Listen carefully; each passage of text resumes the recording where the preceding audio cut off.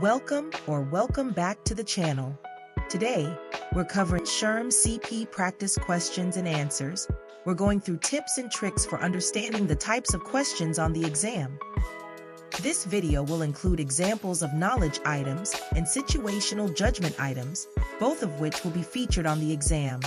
Thank you so much for this subscriber for recommending this type of video. Without further ado, let's get started. The first three questions are knowledge items, which test knowledge involving HR competencies and people, organization, and workplace topic areas. Number 1. Which selection tool should be used to fill a vacancy that requires managing multiple priorities and working under pressure? A. Cognitive ability test. B. Background check. C. Behavioral assessment, or D. Academic transcript.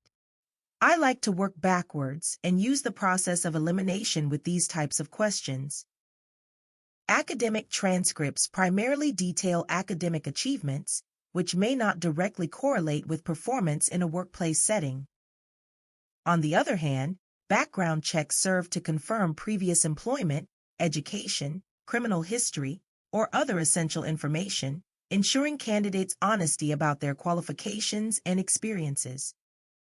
Cognitive ability tests assess various mental skills, such as intelligence, verbal proficiency, mathematical abilities, spatial awareness, and logical reasoning. Therefore, the answer must be C, behavioral assessment. These types of assessments offer a structured analysis of candidates' personality profiles, assessing factors such as work approach and potential. These evaluations are valuable for determining a candidate's ability to handle various tasks simultaneously and perform well under pressure.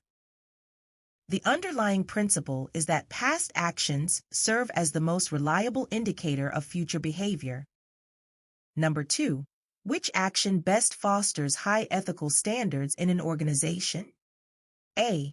Establishing an anonymous reporting hotline. B. Adopting a corporate social responsibility hotline.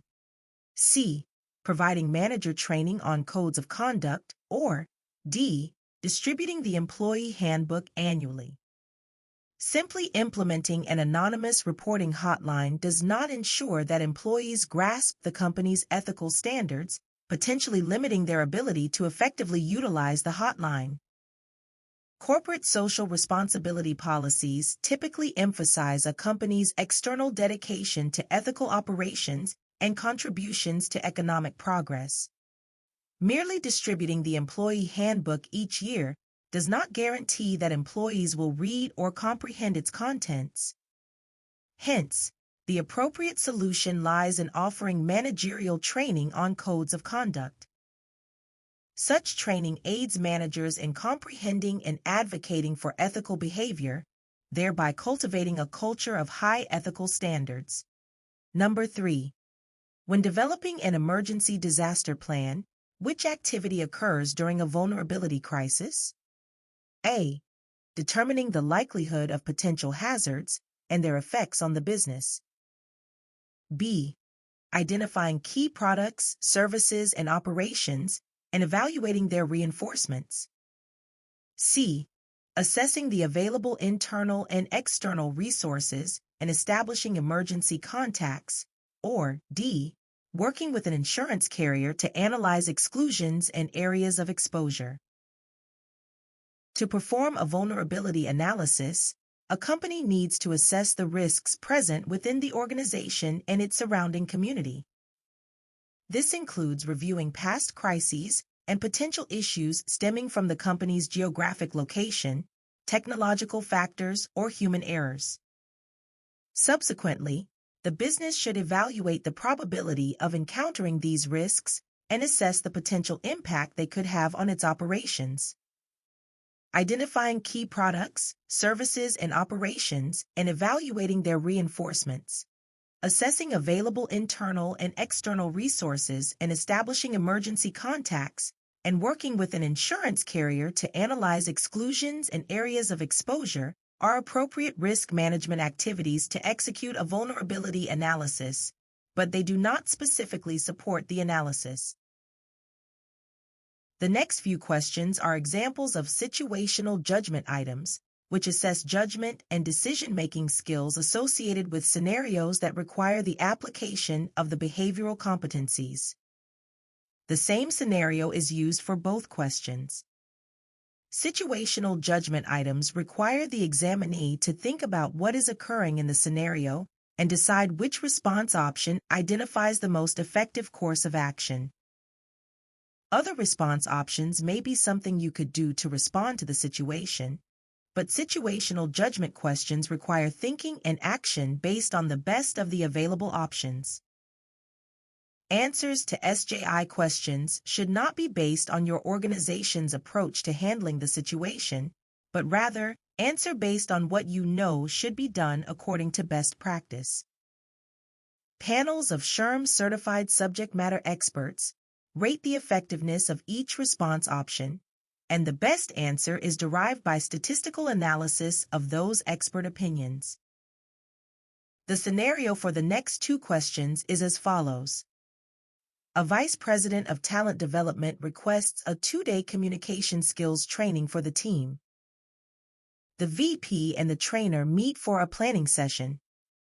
The vice president explains the department is working on several key projects and it needs to improve its effective communication to be successful. During the training session, the trainer observes an apparent lack of trust and openness among team members, which causes some team members to withdraw from the training activities. The vice president receives feedback from managers that indicates the session did not go well, so the VP requests a meeting with the trainer. After the training session is complete, which steps should the trainer take? A. Review the training evaluations for the session. B. Debrief the vice president on observations during training. C.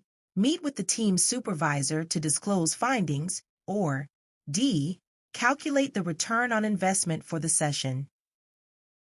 Debriefing the vice president is not the most correct option here, because the vice president already has an idea of the observations that were gathered during training.